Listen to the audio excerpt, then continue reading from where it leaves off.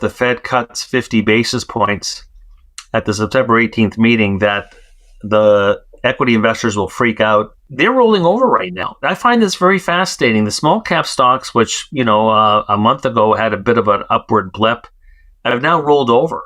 And the Russell 2000 is now down 15% from the cycle high. Of course, everybody focuses on the tech stocks and they focus on the S&P 500. Market rates come down, and market rates are coming down sharply in advance of the Fed. The more they cut rates, then the sooner we will get to the recovery in 2026. If the Federal Reserve cuts rates by 50 basis points at the September 18th meeting, it could cause significant volatility among equity investors, particularly in small-cap stocks.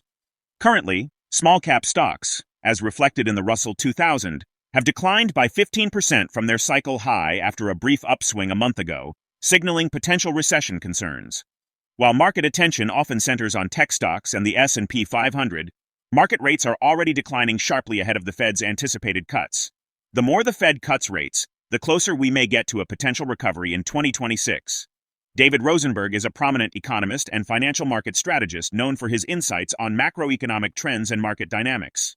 He explains the stock market is seeing a rotation from growth to value stocks, with investments shifting towards sectors like tobacco, staples, healthcare, and utilities to reduce portfolio risk. Economic data reflects similar trends, with less impact on sectors like education and healthcare due to demographic factors. Half of the recent job growth came from government and education or health sectors. However, cyclical sectors like manufacturing, retail, and transportation are showing declines due to higher interest rates, signaling consumer spending challenges and cracks in the labor market, despite some resilience in retail sales. There are clear shifts in consumer behavior across all income levels, with a trend towards bargain hunting and frugality, indicating possible future economic downturns. While headline job numbers may seem stable, deeper analysis reveals economic fragility, particularly in sectors sensitive to higher interest rates. David also highlights that downward revisions in job reports suggest that employment figures may be overstated, and early signs of consumer restraint often precede broader recessions. Despite current soft landing narratives, the growing preference for defensive, economically insensitive sectors signals caution about the economic outlook. As we present clips from the video, please take a little time to like this video, subscribe to the channel, and turn on the notifications bell to be instantly notified every time we upload a video. Thanks for the support and enjoy the video. You're seeing it in the stock market too. Like, you've had this rotation out of the growth stocks and they move towards value, but the value they've been moving to were like tobacco stocks, right? Staples and healthcare, utilities. So you're seeing that shift, reducing the beta in the portfolio and the cyclical exposure within the sector rotation that we're seeing in the stock market. And you're seeing a very similar sector rotation in the economic data. So, you don't typically find that in recessions or hard landings that things like education or healthcare typically go down. They don't really move with the economy. That's just basically, call it demographic driven. So not a big surprise there. Half the growth in what was really quite a tepid 142,000 increase, as you had mentioned, in non-farm payrolls, half of that came from two sectors, government and then education, health. When you're taking a look at the more cyclically sensitive sectors of the economy that will ultimately respond to the impact that higher interest rates have had on aggregate demand, seeing declines in manufacturing, seeing declines in the retail sector, seeing declines 3 months in a row in the retail sector. So what are retailers telling economists, or what are retailers telling market participants what their outlook is for the consumer spending? Outlook isn't exactly a pretty picture. And then we have stagnation in employment amongst the banks, transportation services, which really are a front window on what the economy is doing. And the same thing within the retail sales reports, which you could argue have been relatively buoyant. But you're seeing distinct shifts taking place, not just at the low end and middle end of the income cohorts, but also the higher end, towards trading down, bargain hunting, becoming a lot more non-discretionary in their spending behavior. So, people look at headlines, like they'll look at the headline today, they'll say 142,000. I mean, never mind that half that number came from the BERT-NEF model, but they'll say it's not so bad, it's not contracting. But when you look beneath the veneer and you look at the economic sensitive areas, there's a clear shift taking place. And you're seeing that in the consumer spending space as well. When you start to see these shifts in patterns towards frugality, that is usually a leading indicator for what's going to come down the road in terms of the actual headline numbers. So you can look at the headline numbers, but they're coincident to lagging. What you want to do is find the nuggets within these reports that are giving you a window on the future. And you typically find that the shift in consumption patterns, as we're seeing right now, tend to lead the consumer recession. And you're seeing in the employment side, we got to take these numbers with a grain of salt. The one thing that wasn't mentioned was the 86,000 downward revision to the previous 2 months, which actually just makes your head spin that what you see isn't what you get. Yeah. And so who knows? The 142,000 we got today, 2 months from now, we're going to find out it was more like 70,000. But be that as it may, the macro bulls will say, well, at least employment's not contracting. But when you look at the leading indicators within the report, just like the retail sales, you look at the leading indicators within the report itself, it's not painting. It is not painting a soft landing picture. One iota, notwithstanding the fact that remains. Now, the soft landing's been a call that's worked. I think that the expiry date is staring us in the face. And, I mentioned before about, we're talking about the economic data. And, we mentioned before about, the shift towards defensive sectors of the stock market that won't kill you in a recession because they're typically economic insensitive. There's a divergence between the U3 and U6 unemployment rates, with U3 dropping slightly from 4.3% to 4.2%, while U6 increased from 7.8% to 7.9%. Unlike U3, which only counts those actively seeking work, U6 includes discouraged workers and those marginally attached to the workforce, making it a broader and more comprehensive measure of labor market slack.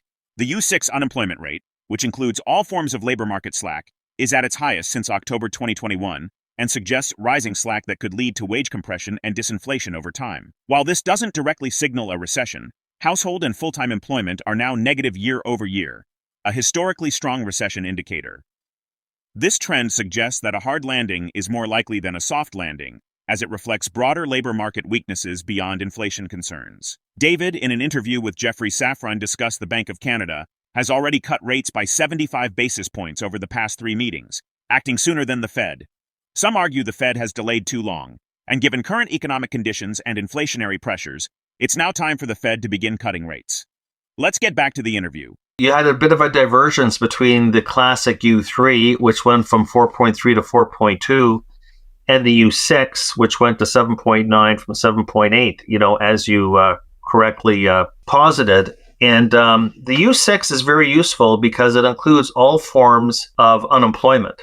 So the U3, the classic unemployment rate that we all look at, has a very confined definition of what the labor market is, because to be counted as unemployed in U3, you have to be actively looking for work. But what the U6 includes are discouraged workers and marginally attached people to the workforce. In other words, I might not be actively looking for work, but if I was offered a job right away, I would take it. Well, the U6 includes that as a form of idle labor resources, and that's why I think it's actually the better measure. I look at the unemployment rate more as a sign of labor market slack.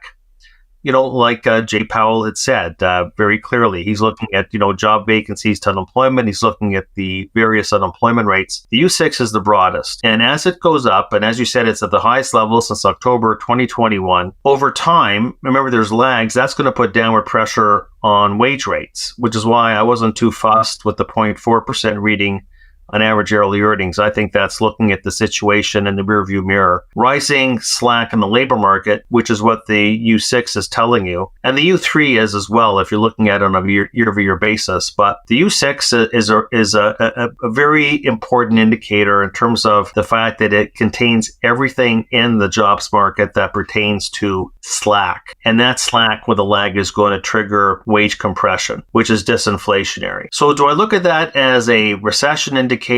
Not so much. I know people look at the unemployment rate and the SAM rule, so on and so forth. I think the most important statistic that came out today was from the household survey. And what it showed was that household sector employment, the companion report to non-farm payrolls, and full-time employment. Both of them are running negative now year over year. They're running negative year over year. And that is a 100% ironclad recession indicator. So the unemployment rate tells me something about, should I be worried about inflation? Answer is no. The fact that the year-over-year trend in overall household employment and full-time jobs now running negative year-over-year has only in the past 6 decades happened in the context of a hard landing, not a soft landing. Look, the Bank of Canada has already gone 75 basis points the past 3 meetings. They've gone 25 per meeting. If they had waited till now to cut 75 basis points, that would have freaked a lot of people out. But at least they started earlier than the Fed, a lot earlier.